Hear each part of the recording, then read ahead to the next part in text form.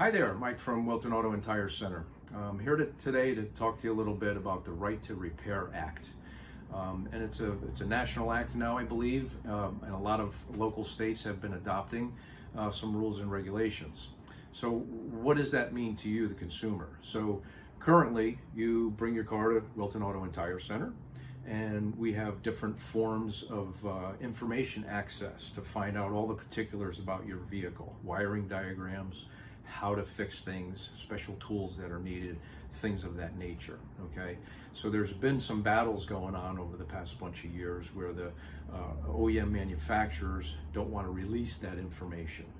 And of course we want to, right? We've had access to that stuff since our car was born on the road, right? So that's how you've come to know and love your independent automotive repair shops, okay? So little article that Kelly wrote for you gives you a lot more information than that.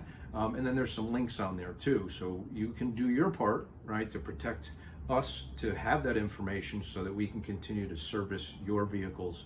And you have a choice then where you want to get your vehicle serviced, right? You don't have to be forced to go back to the dealer.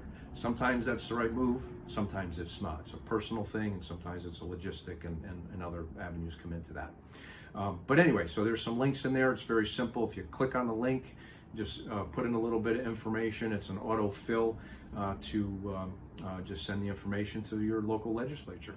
And that's what we try to do to get them knowing that there's a lot of people that actually care about this stuff, and the more people that do that, the more they have to pay attention to it. Okay, so Wilton Auto and Tire Center, and thanks for watching.